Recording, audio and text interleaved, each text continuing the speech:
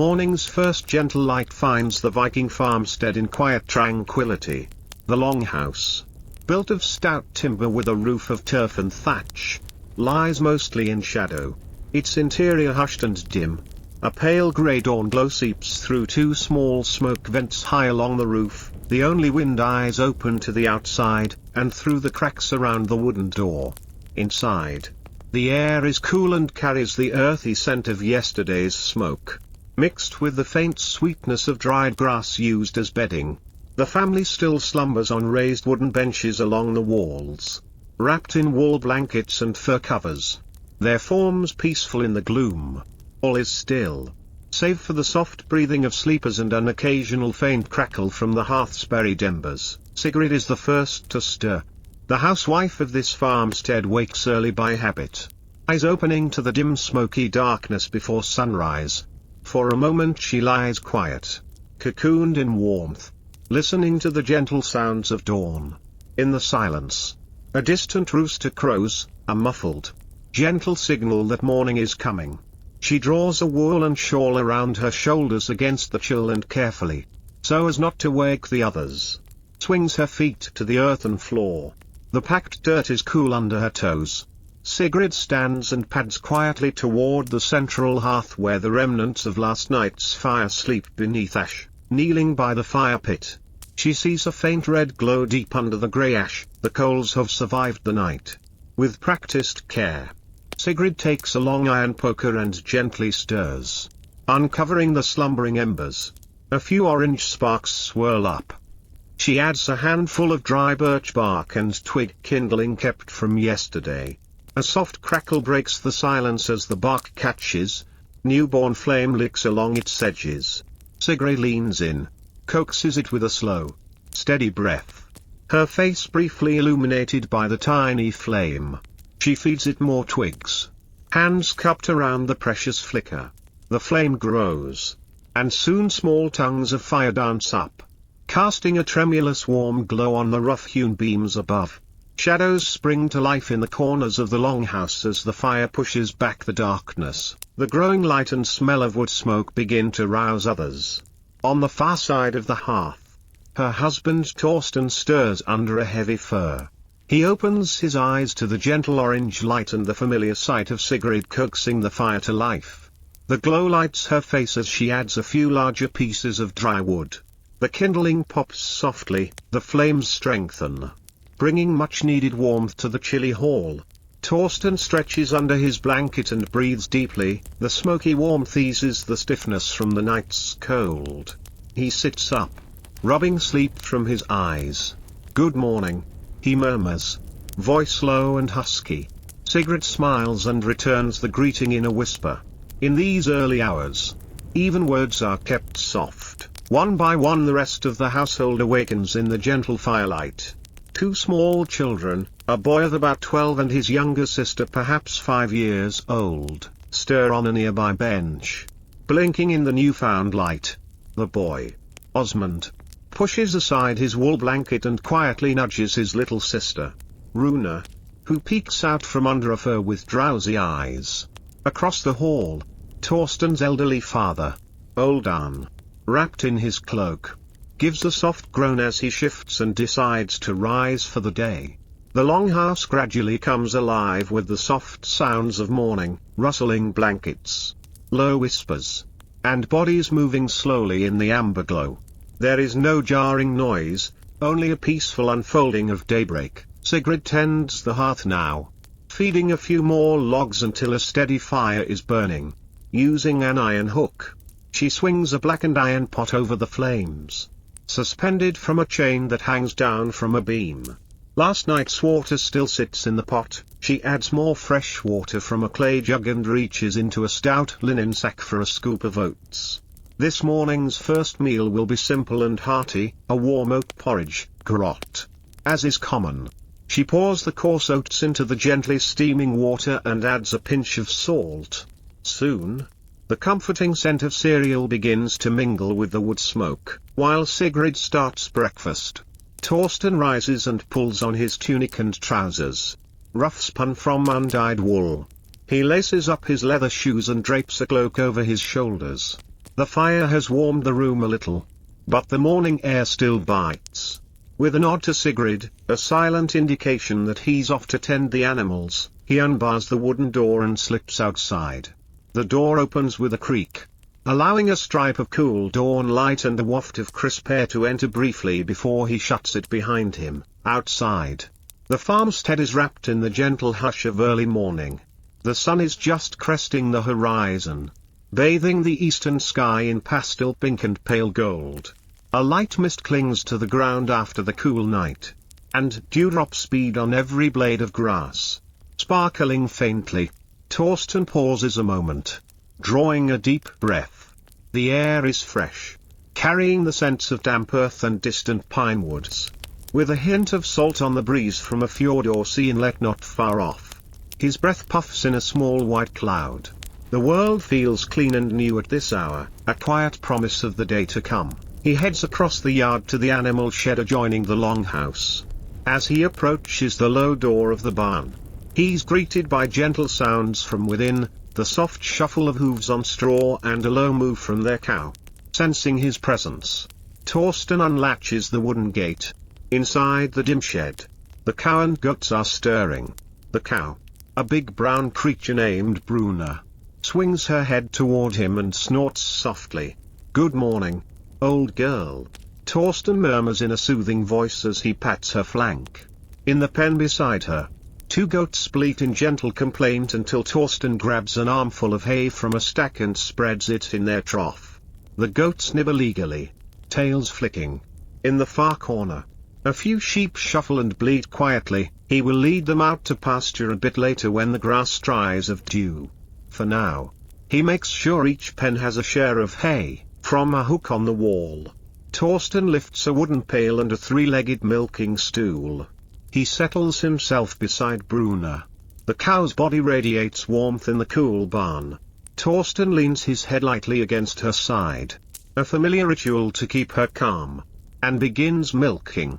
The milk comes out in strong, steady streams, hitting the bucket with a rhythmic squirt hiss. Squirt hiss. In the silence of morning, that rhythm is almost musical. The cow occasionally swishes her tail or shifts weight, but she's comfortable with Torsten's firm, gentle hands. The pail gradually fills with warm frothy milk. The scent of fresh milk and sweet hay mingles in the stall, wholesome and calming. Torsten can hear sparrows chirping in the thatch above and the quiet munching of the goats next door. These small sounds and simple tasks ease him fully into the day's rhythm. When the pail is nearly full, Torsten gives Bruna an affectionate rub on her shoulder and stands, stretching his back.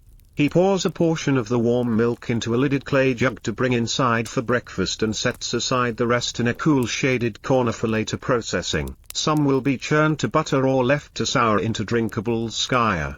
Next, he tends to the chickens. A half-dozen hens and a proud red rooster reside in a little coop by the shed.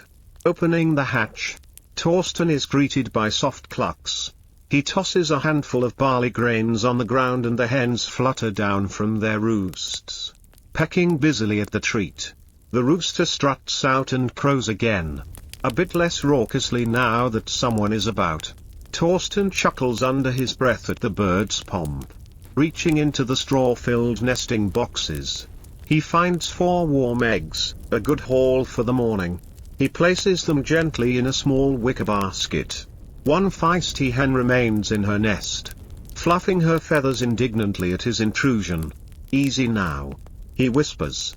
Sliding his hand under her, she grudgingly allows him to take the last egg. With that, the animals are fed and the morning's gifts of milk and eggs collected. By the time Torsten returns to the longhouse, a pale sunbeam is inching across the yard and the sky has brightened to a clear blue. He nudges open the door with his shoulder and steps back inside, where the hearth fire now crackles cheerfully. The rich smell of creamy oats and a hint of wood smoke envelop the senses. The interior is much brighter than before, the door left slightly ajar lets in a fan of new daylight, and the holes in the roof vents, wind eyes, are glowing with incoming morning sun. Sigrid is by the fire, wooden spoon in hand, stirring the bubbling porridge pot. Little Runa sits on a stool beside her mother, still bundled in a small cloak against the lingering chill. Sigrid hums a gentle tune as she stirs, pausing to blow on a wooden spoon and offer Runa a taste.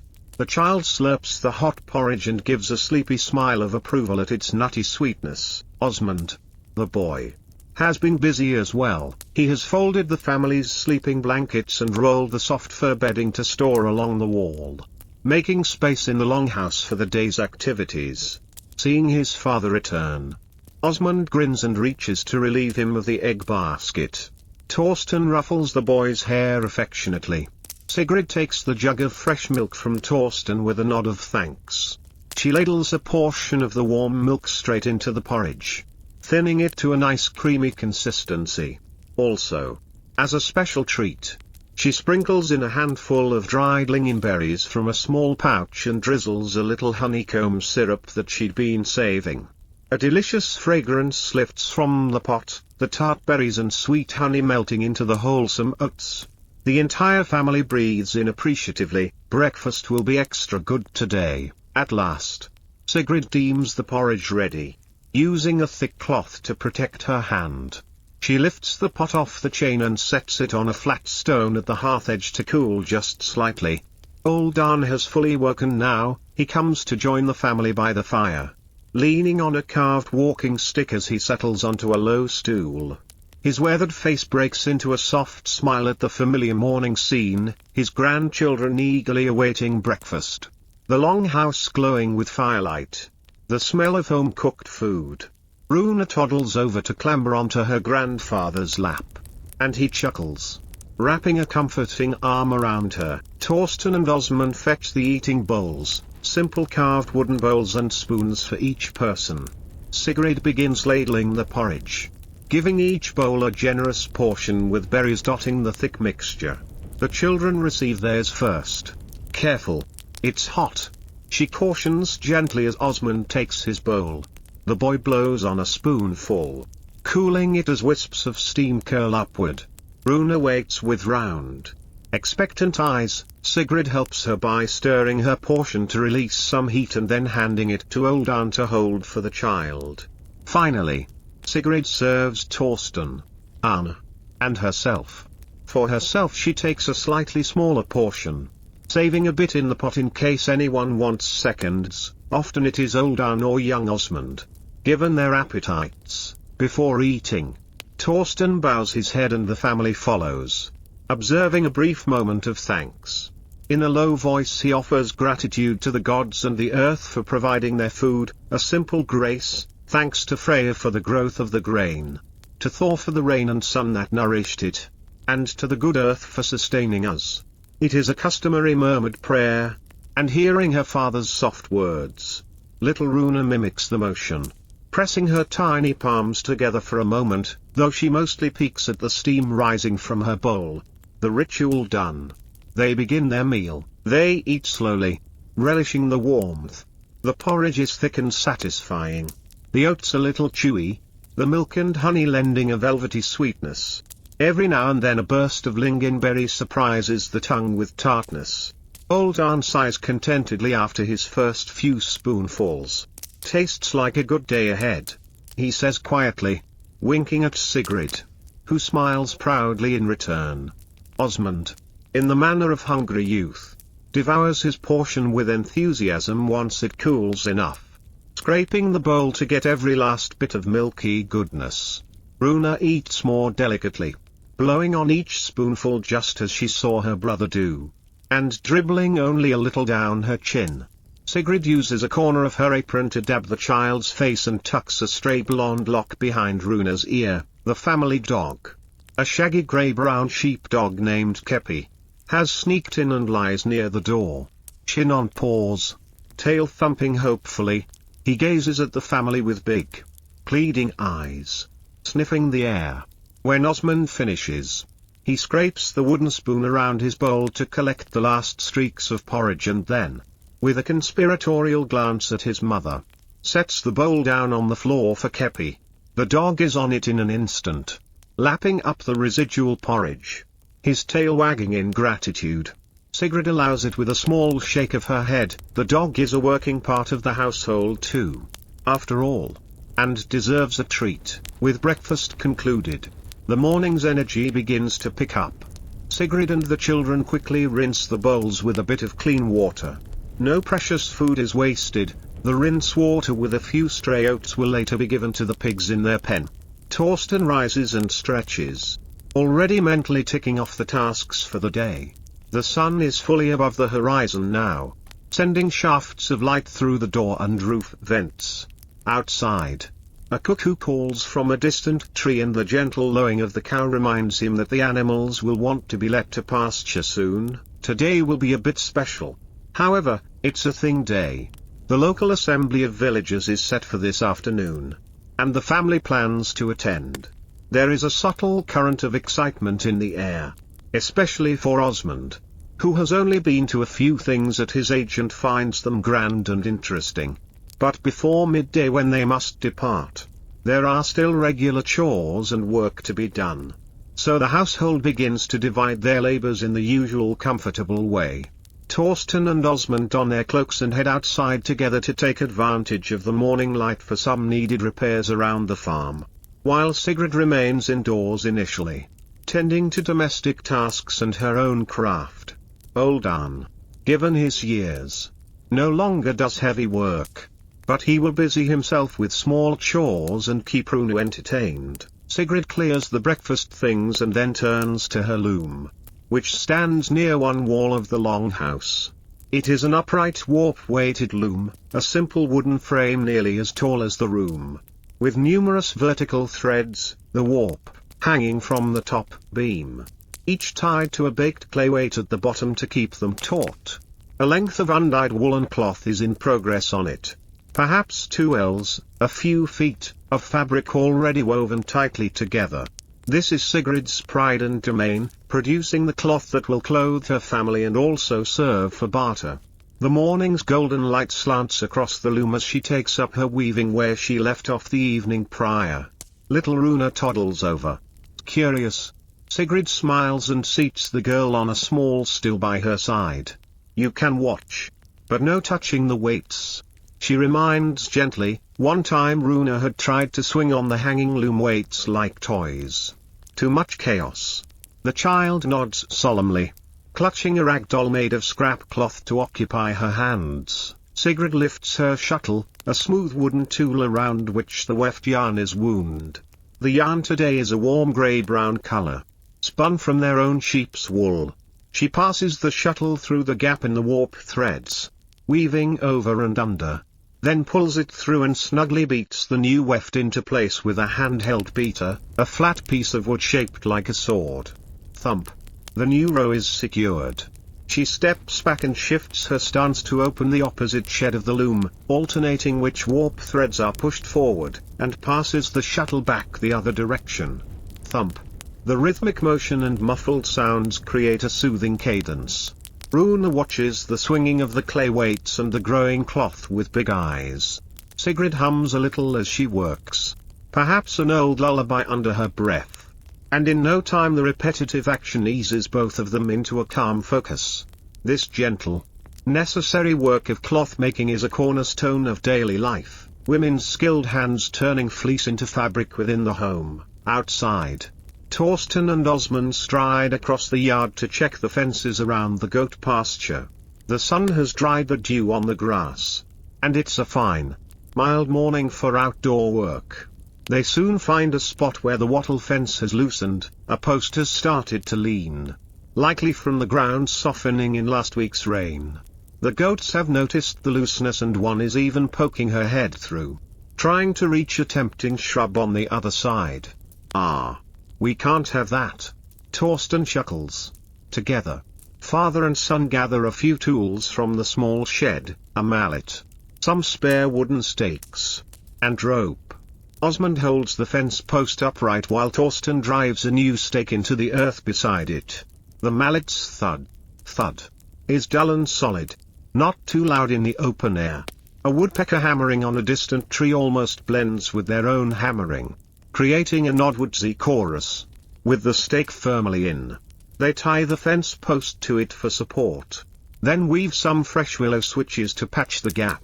The goats bleat approvingly, or so it seems, and immediately turn their attention back to the grass at their feet. Content that their pen is secure.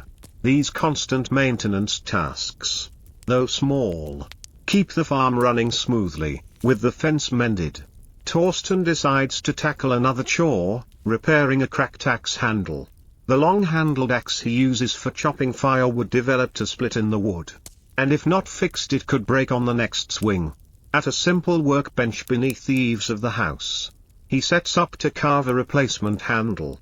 He's saved a good piece of ash wood for this. Ash is tough and flexible, ideal for tool handles. Osmond stands by eagerly to help. Torsten uses a handsaw to cut the wood to length, the saw teeth making a rasping whisper through the timber. Next he takes a draw knife and braces the wood between pegs on the bench. Drawing the knife toward him, he shaves long curls of wood off, shaping the wood into a smooth shaft. Osmond gathers the fragrant curls. He loves the fresh green wood smell and the springy feel of the shavings. The morning becomes a lesson in craft for the boy. He watches how his father tapers one end of the handle to fit into the axe head's eye and gradually refines the grip, occasionally letting Osmond try a stroke or two with the knife, under close supervision. Finely textured shavings pile at their feet, and birdsong carries on the breeze as background music. When the new handle is shaped, Torsten and Osmond fit it into the iron axe head. A few firm taps seat it in place, and a small wooden wedge driven into the top expands the handle to lock it tight. Torsten gives the axe a couple of test swings. It swooshes through the air solidly. He nods, satisfied.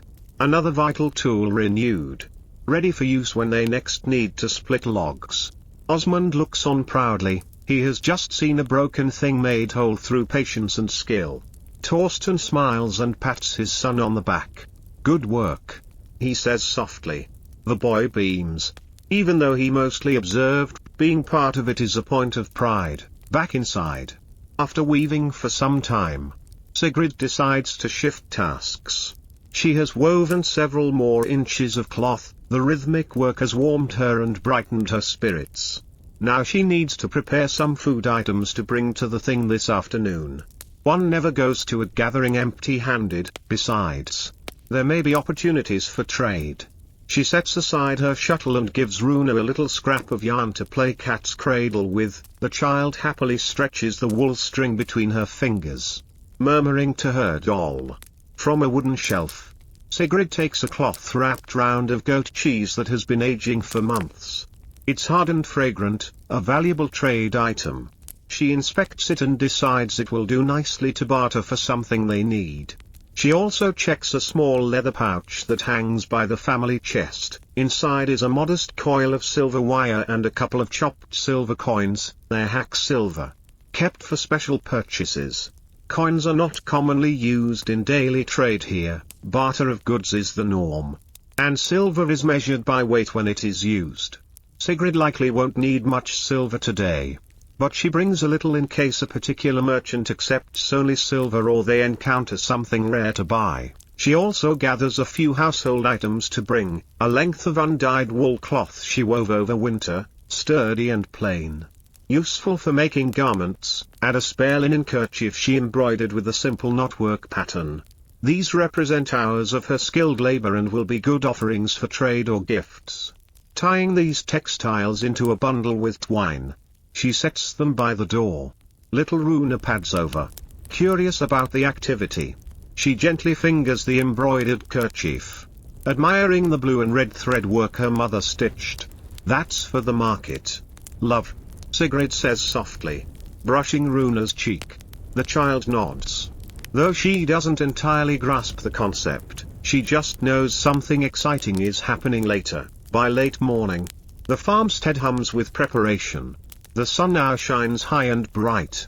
Torsten and Osmond have finished their outside chores and returned to the house, bringing with them a bushel of fresh green onions and a handful of early radishes from the garden which they pulled for a quick midday snack. Sigrid slices some of the radishes and onions and tucks them into a bit of yesterday's flatbread with a smear of soft cheese, creating a simple open-faced sandwich for each person. The family gathers under the eaves of the longhouse for a brief midday meal before journeying to the thing. They sit on a bench in the shade, munching contentedly on the cool, crisp vegetables and bread. The peppery bite of radish and the spring onion's tang are refreshing. They wash it down with small ale, a weak, home-brewed ale that is safer than water from the stream and quenches thirst well. The mood is cheerful and anticipatory. The little break also offers a chance to rest their legs before the walk. Old Aunt tells a gentle joke about how in his youth he once fell asleep during a thing after a heavy lunch. And everyone chuckles imagining him snoring through some important pronouncement. Even young Runa giggles. Though she mostly giggles because the others do. The atmosphere is light, all are glad that today's work so far has gone smoothly and that they will get a bit of an outing and social time at the thing. Today's thing is an important occasion for the community, a gathering where free people come together to settle disputes, make decisions, and uphold their laws. It is both a governing assembly and a social event, often accompanied by bartering and festivity. Torsten and Sigrid have attended many such meetings over the years. For Osmund, these gatherings are still somewhat new and thrilling. He listens intently as his grandfather quietly offers advice on how a young man should behave at the thing. Listen more than you speak. Mind your manners around the chieftain and elders. And so on. Osmund nods seriously at each point, determined to do his family proud. With the sun past its zenith, it's time to depart. The thing is held a few miles away at a traditional assembly field by a stream, a pleasant walk. But it will take some time. So they must leave early in the afternoon to arrive before proceedings start. Sigrid double-checks that all is packed, the bundle of trade cloth and linen, the aged cheese, a sealed clay jar of butter, another trading good she decided to bring when she remembered how fine last churning's butter was, and the small pouch of silver. Torsten has also tucked a couple of his freshly forged iron nails and the repaired axe, not to trade, but to show if anyone needs similar repair work. Demonstrating skill can sometimes lead to barter opportunities or requests for help. They load a few items onto their handcart. The cart is a simple two-wheeled affair with wooden sides, usually used for hay or harvest sheaves, but today it will carry goods and perhaps Runa if she gets too tired to walk. Old Dan will stay behind to mind the homestead. At first, little Runa assumed grandfather would come, and she pouts when she learns he won't. But Arn lifts her into his lap and explains kindly that the walk is long and his bones too creaky. He'll keep the dog and animals company and have a nice stew ready for them when they return. This promise of supper and the chance to be in charge at home brightens Runa's mood. She solemnly agrees to help Grandpapa watch the chickens, which makes everyone smile. Sigrid gives her daughter a warm kiss on the forehead and leaves her in Arn's care, whispering instructions to mind him well. Arn waves them off cheerfully, standing at the gate with one hand on the child's shoulder and Kepi the dog sitting alertly beside them. Travel safely, and return before dark. The old man calls. Torsten assures him they will. With that, the family of three, Torsten, Sigrid, and Osmund, set out down the dirt road, pulling the handcart laden with their modest goods. Kepi gives a friendly bark or two as farewell, and little Runa shouts, "Goodbye, Mama, goodbye, Papa." In her high sweet voice, the road to the thing winds gently through the countryside, and the trio travels at an easy pace. Afternoon has brought a balmy warmth, but a few high clouds temper the sun. The landscape around them is idyllic, fields and meadows interspersed with stands of trees. Along the way they pass other neighbors heading in the same direction. Before long, they merge with a small group from a farm beyond the next hill. It is Olav, an old friend of Torsten's, with his wife Astrid and a couple of their kin. Olav is pulling a cart as well, in which a goat bleats and a stack of barley bundles rustle. Clearly he's bringing farm produce to trade. Friendly greetings are exchanged. A fine day for a thing. Olaf says. Walking alongside Torsten now. They speak in low, amiable tones about the weather and the state of their farms. Careful not to let the conversation grow too boisterous in this peaceful early afternoon. Astrid falls in step with Sigrid. And soon the two women are chatting quietly about domestic matters, the latest batch of ale Astrid brewed, Sigrid's weaving projects, and how their children have grown since winter. Osmond, walking a little ahead, listens to Olaf's son telling him about a new litter of piglets on their farm. The children's voices are animated but soft, as if they too sense the serene mood blanketing the countryside. The path leads through a small wood where tall birches and pines line the way. The sunlight filters down in moving patches, painting the ground with golden light and shadow. The air under the canopy is cool and carries the scent of pine needles and rich soil. The group's footsteps fall nearly silent on the thick layer of last autumn's leaves. A woodland pigeon coos in the branches above, and now and then a squirrel scampers across the path before disappearing up a trunk. Everyone naturally speaks even more quietly here, respectful of the forest's hush. They reach a little brook that trickles across the path, with stepping stones and a plank for carts. Brynja the horse, which another farmer is riding behind them, stops to drink. And so the whole procession pauses briefly. Torsten and the others use the opportunity to rest, stretching and rolling their shoulders after pulling the cart. They watch the water sparkle and listen to its gentle babble. Sigrid dips her fingers in, flicking a few cool drops on the back of her neck. Osmond hops between stones to cross the brook, testing his balance. His father gives him a mild look and he returns, grinning but now walking properly over the plank. Resuming their journey, they cross the brook with a hollow clunk of cartwheels on the plank and continue through the last of the woods. The forest opens onto a broad meadow. And here the official thing site comes into view. It's a spacious clearing of grass near a bend in a shining river. At one side stands a large ancient oak tree, its massive roots half exposed and twisted. And nearby, raised on a mound of earth, is a rune-carved standing stone, a marker that this place is sacred to assemblies. People have already begun to gather. A ring of men and women, some on horseback, some on foot, encircles the field, and the sounds of conversation, distant laughter, and a few barking dogs carry on the breeze.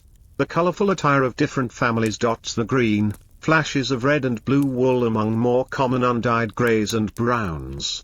Off to one side of the meadow, small tents and stalls are being set up where informal trading will happen after the meeting.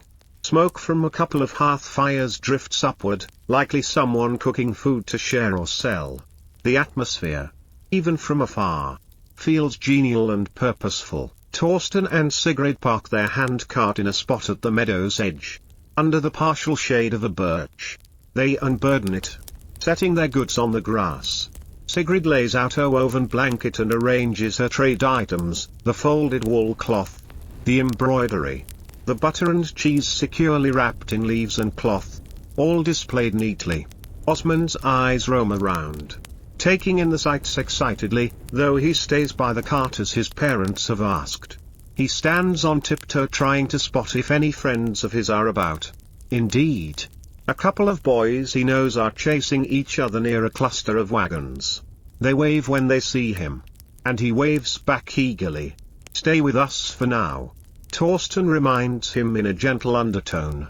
And Osmond nods and pulls his attention back. There's a low platform of wood at the center of the field, the law rock, and now a figure mounts it, the law speaker. Gudmar.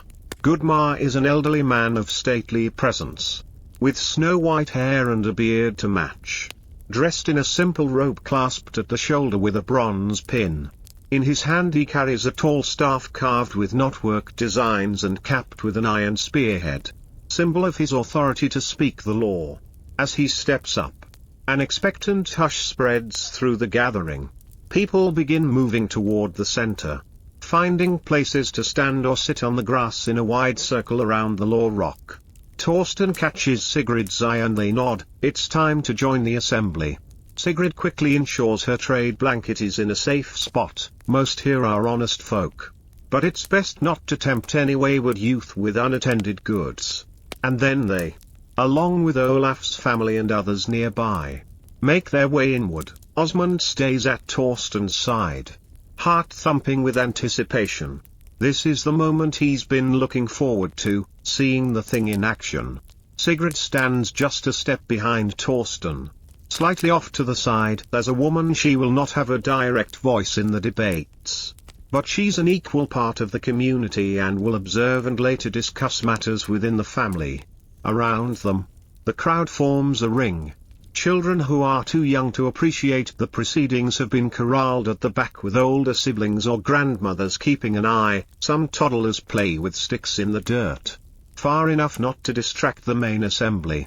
Dogs accompanying their masters lie down in the grass, panting quietly. A few latecomers jog across the field to find their places. But soon all falls still. Gudmar lifts his staff and calls out a traditional salutation. His voice remarkably clear and carrying well in the open air. Hear ye, people of the valley. Conversations cease, all faces turn toward the old law speaker. He begins by invoking the gods under whose gaze they gather. With measured tone, he asks Odin for wisdom, Tyr for justice, and Thor for the protection of the free people here. The assembly echoes softly with approval at each petition. This invocation not only seeks divine favor, it also reminds everyone that the thing is sacred and bound by honor. No violence may occur here, and truth must be spoken.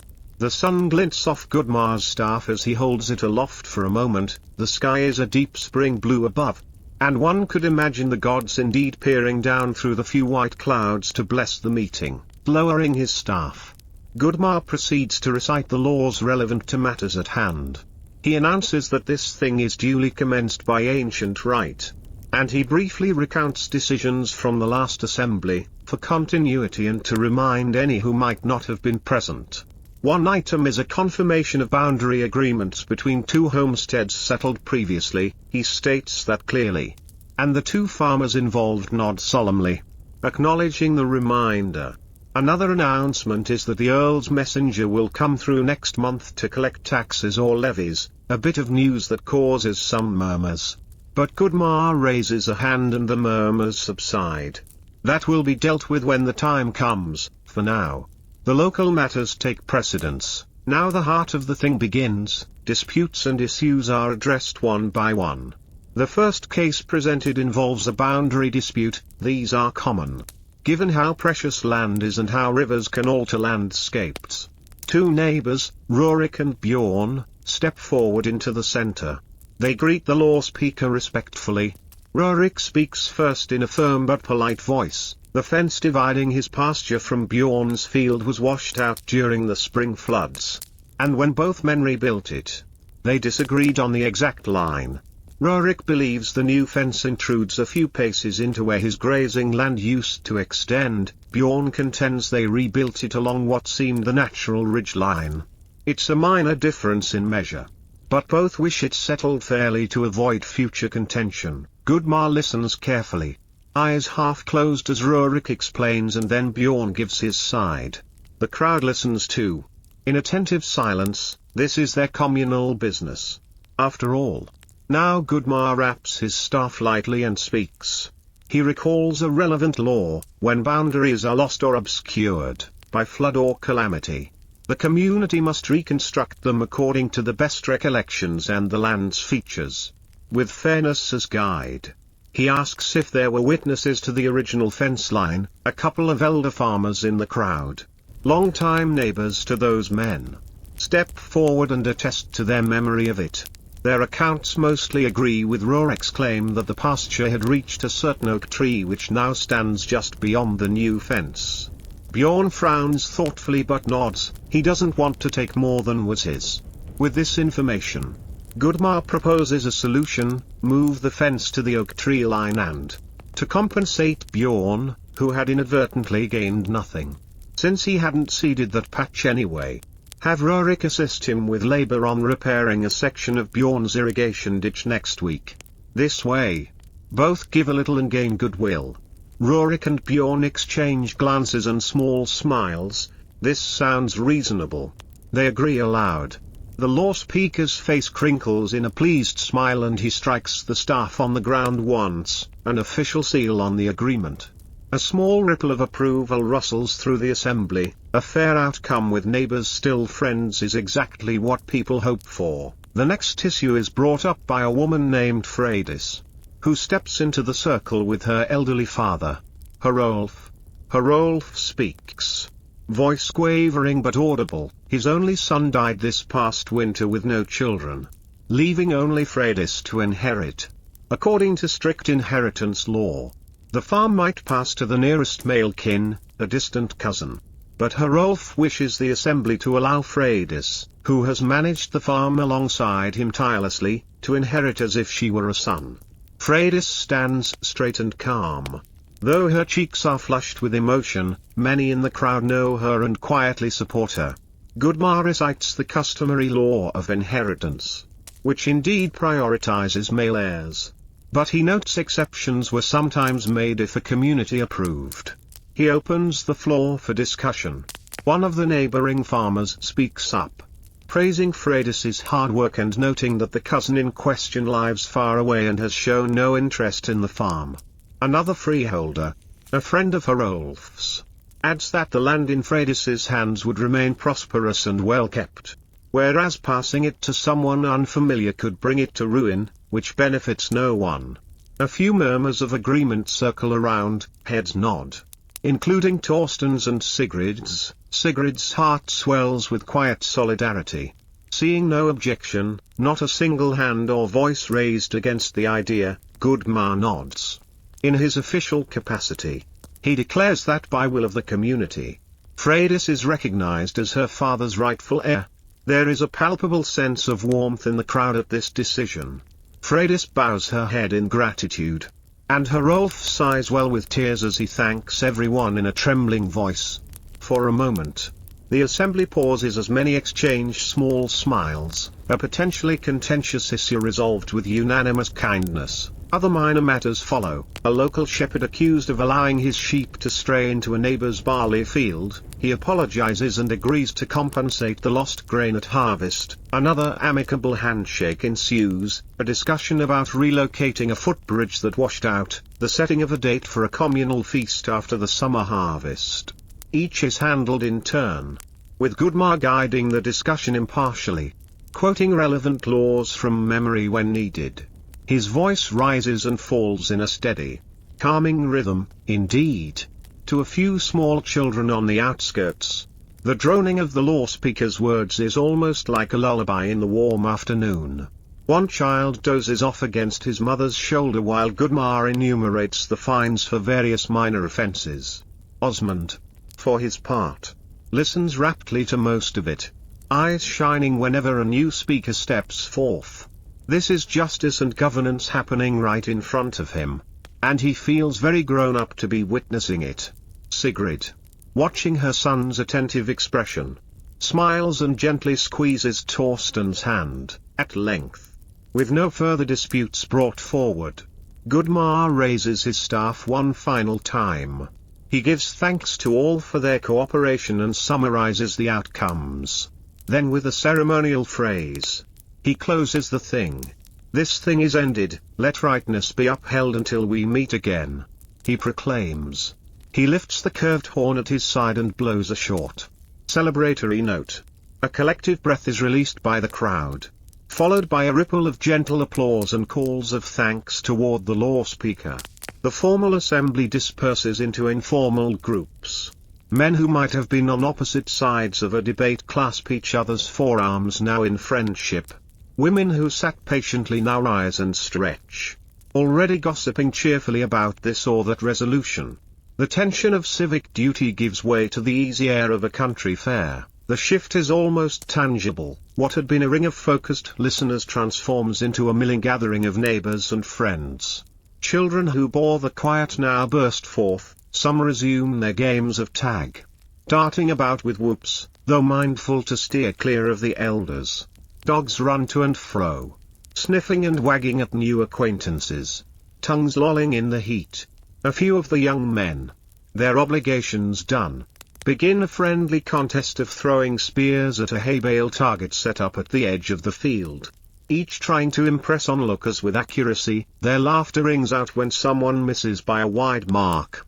Nearby, under the big oak tree, an old man in a blue cloak pulls out a flute and begins to play a soft, lilting melody, an ancient tune that adds a musical backdrop to the hum of conversation. People gravitate towards the trading area now, where blankets and stalls display goods of all kinds. The thing gathering has seamlessly shifted into a marketplace and social festival, just as it often does once the serious business is concluded. Torsten, Sigrid, and Osmund make their way back to their blanket where their goods are laid out. No one disturbed them during the meeting, as expected. The honor system held, everything is as they left it. Now, however, there are potential customers and trading partners wandering by, eyeing various wares. Sigrid sits by her blanket, ready to engage with anyone interested, while Torsten stands nearby, scanning the assortment of merchants to see what he might need. Osmund hovers close, but his eyes stray longingly to where a cluster of boys his age are excitedly examining a peddler's selection of carved wooden toys. Noticing this, Sigrid smiles. Go on. Have a look. But be polite and stay within sight. She permits quietly. The boy lights up, thanks his mother, and trots off to join his friends, his first bit of independence at the fair, before Sigrid can even watch where Osmund goes. A customer approaches her blanket. It's a middle-aged woman, well dressed in a deep green apron dress with bronze brooches, likely the wife of a prosperous farmer from another valley. The woman's eyes have fallen upon Sigrid's neatly folded length of hand-woven wool cloth. Good day, the woman says with a polite smile, kneeling to feel the fabric. This is fine work. Thick weave. And strong, she notes, running her fingers over it. Sigrid beams subtly at the praise. Thank you. It's homespun wool from our own sheep, she replies. They introduce themselves. The woman's name is Ingrid, and soon discover they have a mutual acquaintance in a nearby village, which brings a sense of familiarity. Ingrid mentions she might need good cloth for her daughter's winter cloak or perhaps to sew into garments for her household. Sigrid describes the cloth's quality, how it was naturally grey from the sheep's wool with no dye, and how it's resistant to weather. The two women barter gently. Ingrid has items to offer too. She has brought a few jars of early spring honey from her hives and some fine sea salt she obtained through kin in a coastal town. Sigrid's eyes light up at the mention of honey and salt, both precious commodities. After some friendly back and forth, neither drives a hard bargain, each wants the other to feel satisfied. They come to an agreement. Ingrid will trade a sizable clay jar of rich golden honey and a sack of coarse sea salt for Sigrid's entire length of woven wool cloth, to sweeten the deal on her side. Ingrid even adds in 2 beautifully polished cowrie shells from faraway lands, little treasures that could be made into jewelry or given to Sigrid's daughter as pretty trinkets. Sigrid accepts gladly. The women smile and even clasp hands to seal the exchange.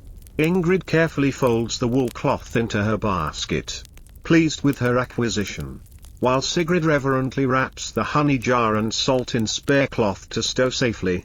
She can already imagine the delight on her family's faces at having sweet honey for treats and enough salt to season their food generously. Salt is life, after all, when it comes to preserving and flavor.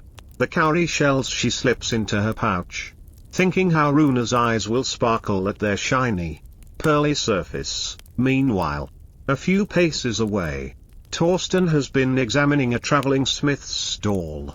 On a wooden table, various iron tools and ornaments are spread out, sturdy knives, arrowheads, scissors, and most interestingly to Torsten, a handful of finely made steel sewing needles, an item of luxury. Sigrid's bone needles serve well enough but are brittle and not as sharp as steel.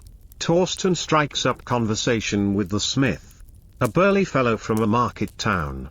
The smith is willing to trade. He has plenty of tools but always needs provisions. Torsten offers his well-aged goat cheese, the round Sigrid sent, and also shows the man the iron nails he forged that morning. The smith inspects the cheese, sniffing its pungent aroma appreciatively, and hefts the nails, noting their solid quality. After a bit of calculation, they agree that in exchange for the cheese and the small bundle of nails, Torsten will receive a set of 4 steel needles and a small pair of iron shears, for cutting fabric and thread.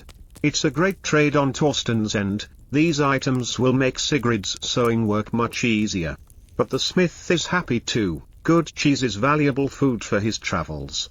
And nails save him time forging basics so he can focus on more specialized wares. They shake hands. And Torsten carefully pockets the needles wrapped in a scrap of cloth and places the little shears at his belt. He thanks the smith and, as is polite, invites him to seek them out if he ever passes near their farm and needs a meal or a place to stay. The smith bows his head gratefully. Hospitality and trade go hand in their world. Osmond returns to his parents with flushed cheeks and bright eyes. In his hands he holds a small wooden carving of a horse, painted with natural pigments, a toy he obtained. It turns out that one of the woodcarver's apprentices was giving tiny toys to any child who could answer a riddle. And Osmond proudly solved one, with perhaps a bit of whispered help from a friend. He shows the toy horse to Sigrid and Torsten, who admire it and tease that now they have another mouth to feed. The boy solemnly promises he will feed the horse some grass later. They are content to see him engaging with others and practicing social skills. These gatherings teach the young ones how to barter and interact under friendly circumstances. The afternoon sun begins to slope westward, casting a gentle golden hue over the meadow. The trade winds down as people finish their exchanges. Sigrid managed to barter away her butter for a bundle of dried herbs and a spool of fine linen thread, and traded the embroidered kerchief to a young girl in exchange for a pair of new leather shoelaces that Torsten needed. Small deals, but each leaves both parties happy. All around, people are packing up their goods. The murmur of conversation has shifted to a lazy late-day tone. Some families have settled on the grass to eat a small meal, pieces of flatbread with herring or apples brought out from bags. The musician under the oak has switched to a soothing tune, almost a lullaby. On his flute, Torsten and Sigrid gather their now lighter bundles and load them back on the handcart. They have acquired some treasured items, the honey and salt, the steel needles and shears, a few herbs, and one child's wooden toy, modest gains that nonetheless feel rich.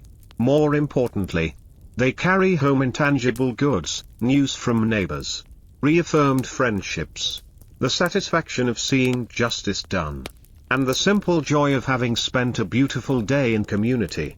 Osmond chatters softly to his mother about everything he saw, from a puppet show that a traveling entertainer briefly put on for the little ones, to the sight of a real U-bow one man was showing off. The boy's eyes went wide at that. Sigrid listens with an indulgent smile, nodding and exclaiming at the right moments, happy that her son has absorbed the day so eagerly. At length, people begin saying their farewells. Hugs are given, hands shaken, invitations to visit soon exchanged. Olav and Astrid, their cart now loaded with different goods than they came with. She managed to trade 2 of her cheeses for a bundle of wool yarn and a brass cooking pot lid she needed. Come by to part with Torsten and Sigrid. Safe journey back, Astrid says, embracing Sigrid. The 2 women promise to meet at midsummer if not before. Olav claps Torsten on the shoulder and jokes, don't let that honey jar bounce out on the road, friend, or we'll all have sweet-toothed bears following us home. Torsten laughs and assures him it's secure. The families part with warm waves. One by one, groups peel off onto the various paths and lanes leading away from the assembly field. The law speaker Gudmar, having fulfilled his role, stands by the oak speaking with a couple of community elders in relaxed manner now, his staff resting in the crook of his arm. He looks content and a bit tired. It has been a long day for him especially. Torsten catches his eye from afar and gives a respectful nod. Gudmar returns it kindly. The journey home commences under the mellow light of late afternoon. Torsten and Sigrid walk side by side, pulling their cart, while Osmond skips ahead occasionally to poke at interesting rocks on the path or to snap off a tall weed and brandish it like a sword at imaginary foes, until his mother gently reminds him to watch the road. The excitement of the day has settled into a pleasant fatigue. A hush falls over the travelers, even the forest they pass through now seems quieter, filled with the soft chirring of insects as daytime creatures make way for evening's choir. The sun sinks lower, painting the sky in hues of amber and rose, as they crest the last little hill before their valley. Their farmstead comes into view below. It looks tranquil and welcoming, a thin thread of smoke curling from the roof vents of the longhouse against the multicolored sky. Seeing that familiar smoke, Sigrid and Torsten exchange a smile. Old Arn has kept the home fires going and likely has begun supper. The fields around the house are tinged with the warm glow of sundown, and they can make out Kepi, their faithful dog, trotting along the fence line on his evening patrol. All appears well by the time they roll into their yard. Dusk is gathering, the air is cooling, and a few bats flit overhead, darting after gnats.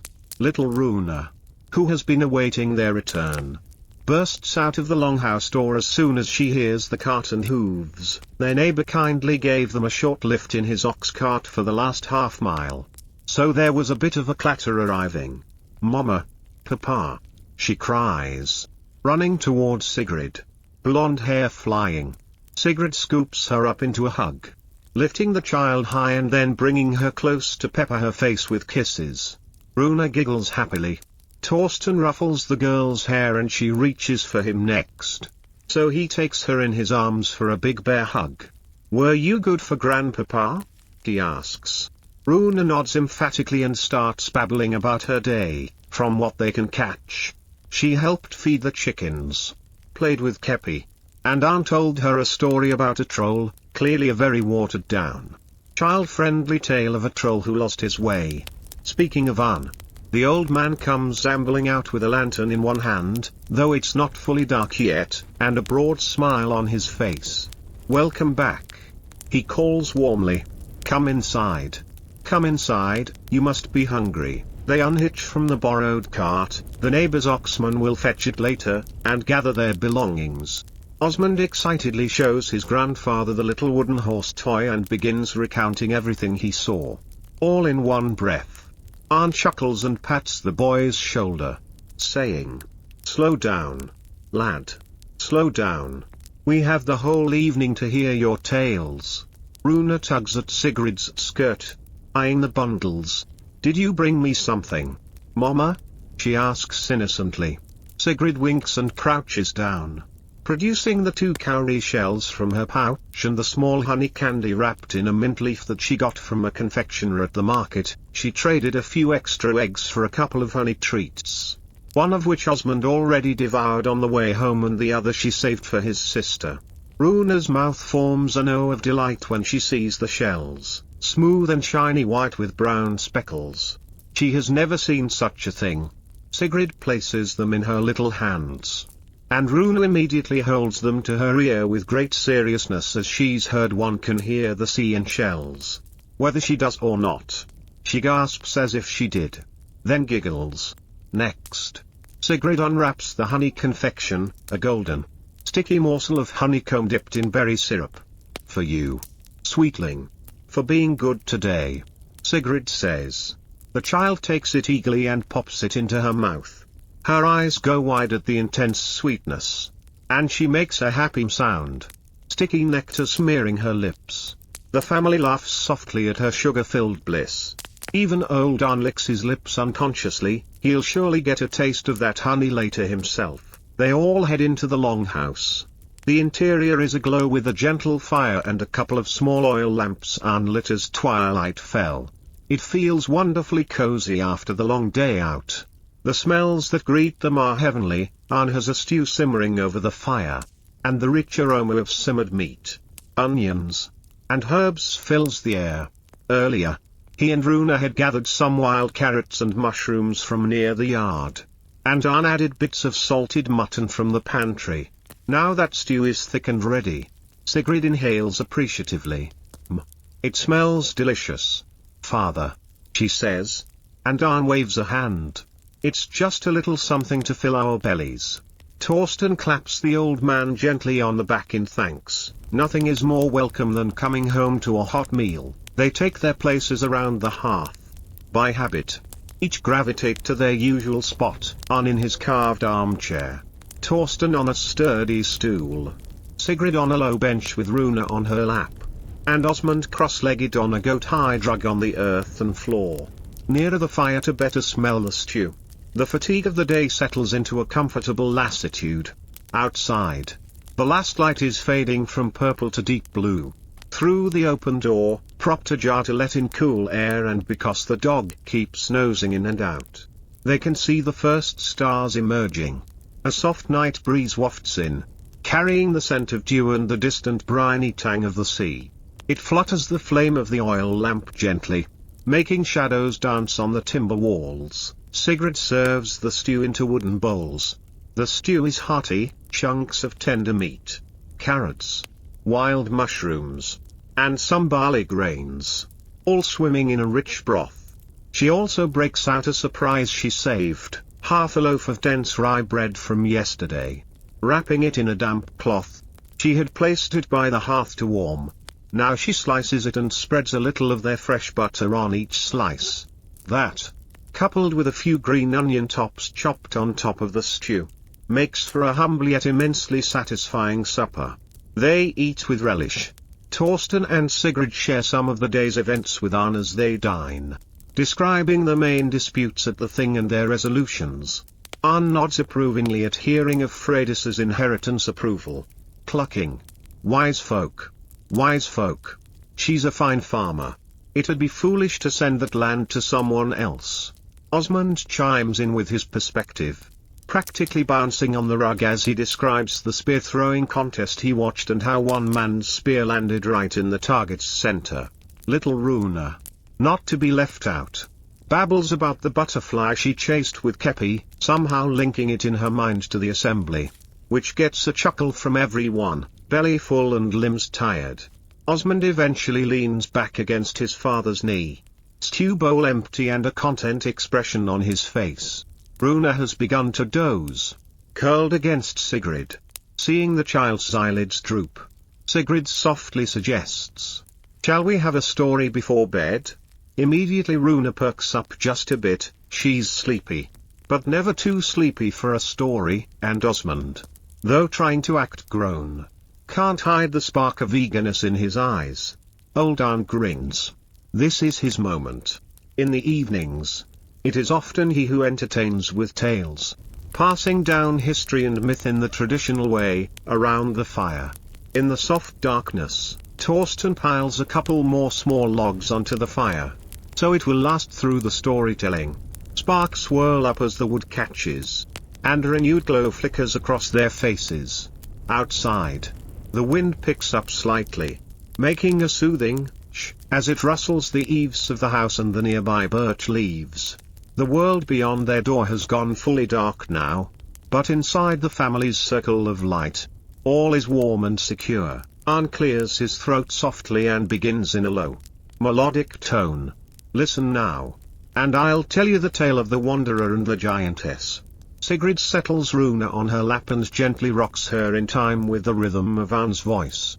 Torsten stretches his legs out, leaning against the hearthstones, his tired back finding comfort in the warmth at his side.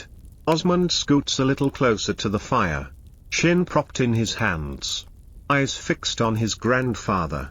The fire crackles and pops occasionally. Accompanying the tale, Arn weaves his story. He speaks of a wanderer, a god in disguise, Odin All-Father, traveling through Midgard, the world of humans, in search of knowledge. One evening, says Arnold, Odin came upon the humble home of a giantess who lived by the roots of a great tree. Despite her fearsome lineage, she welcomed the weary traveler kindly, offering him goat's milk and bread. In return, the wanderer shared stories and songs with her through the night. Arn's voice is low and rich, painting the scenes in the listeners' minds. The crackling fire in the giantess's hall. The wind howling outside, here. The wind outside their own longhouse gives a coincidental woo that makes Runa snuggle closer to her mother.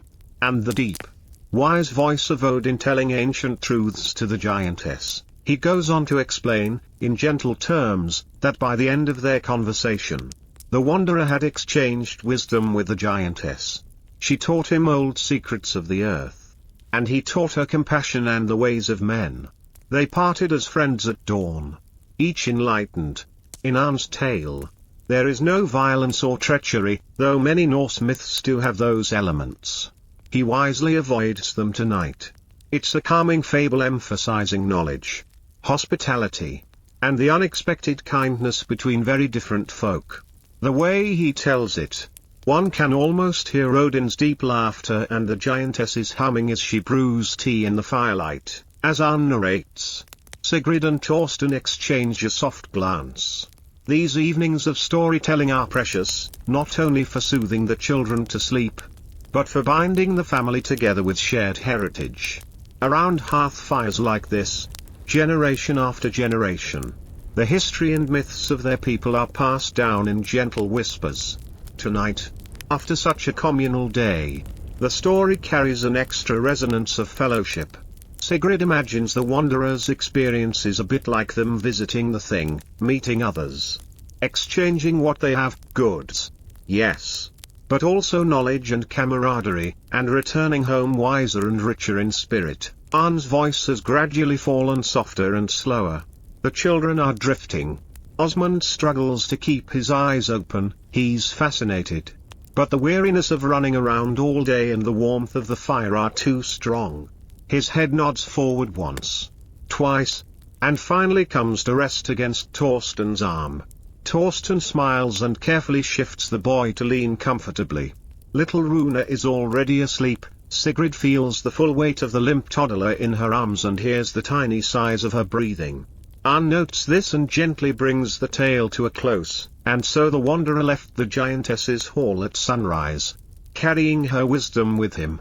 And she watched him vanish by the great tree's roots, carrying his kindness with her.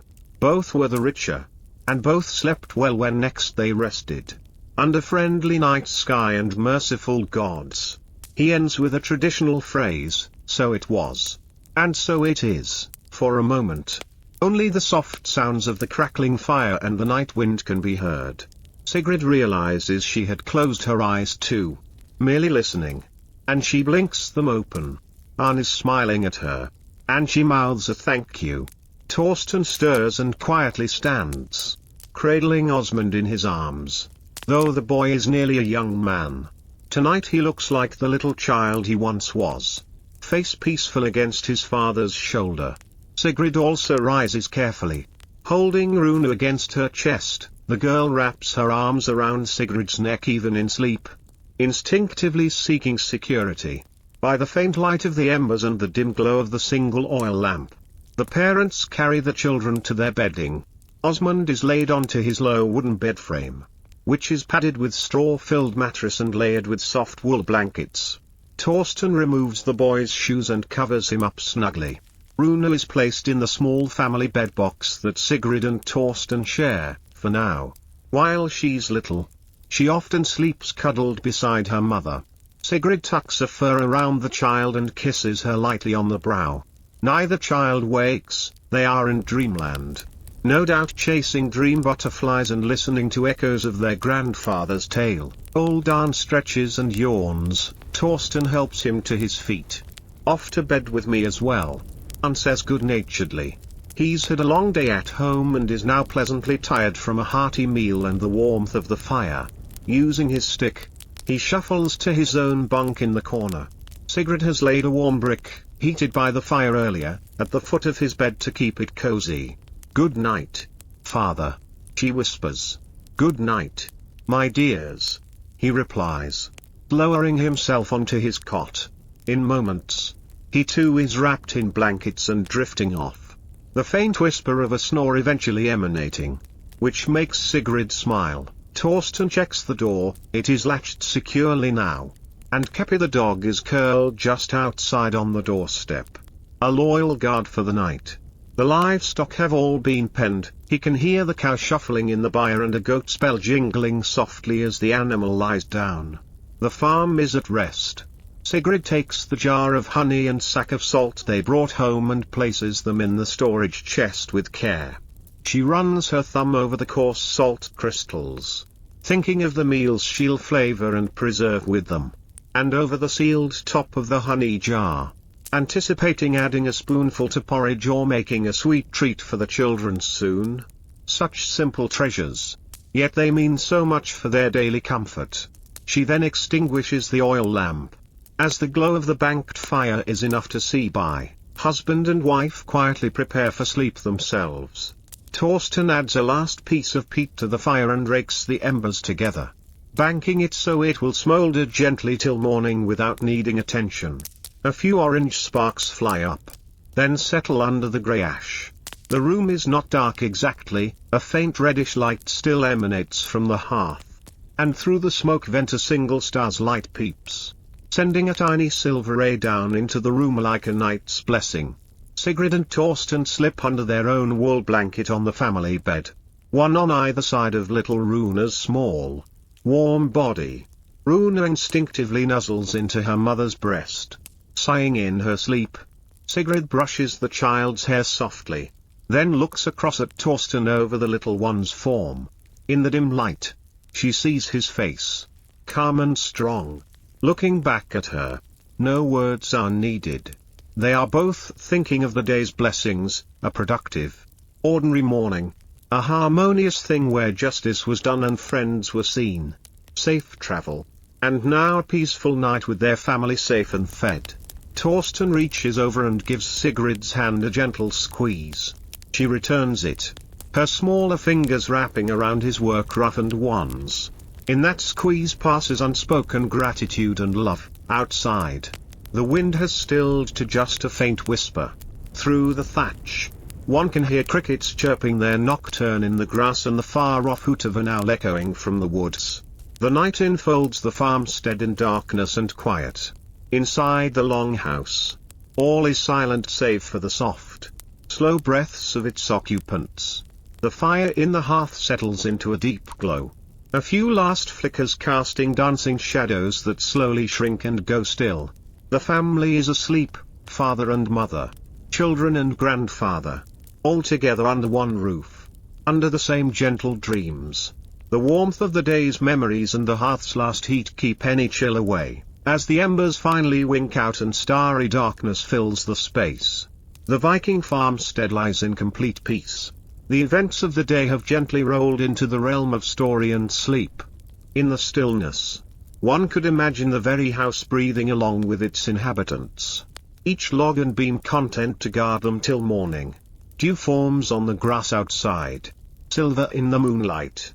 The animals occasionally stir in their sleep, a hoof scraping straw, a hen fluffing feathers on the birch, but they too remain calm, as if knowing the night is for rest. Above, the sky is a brilliant tapestry of stars, the Milky Way arching like a pale river.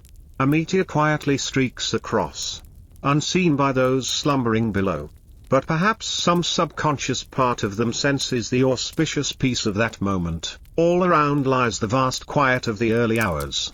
The family sleeps soundly in their long house, embraced by the darkness and each other's warmth. Whatever tomorrow brings, chores, challenges, joys, will be met after they have taken this deep rest. For now, in this precious bubble of night, time itself feels slow and kind. The last crackle from the hearth has long died away, leaving only the soft chorus of the night, the distant brook's murmur, the faint whisper of breeze through the trees, and the rhythmic sigh of sleeping breaths. The farmstead, heart of their simple world, is at peace. Soon enough dawn will glow again at the horizon and the hearth will be reignited to start a new day, but that is hours away. Now is the time of healing sleep, of safe dreams under a watchful sky. In the profound stillness, the entire household drifts in the same gentle current of slumber. As the boring, beautiful history of one ordinary day on a Viking farmstead fades into night, so ends the day, in warmth, in love, and in quiet contentment, and under the soft blanket of darkness. The farmstead and all within it sleep, safe and sound till morning.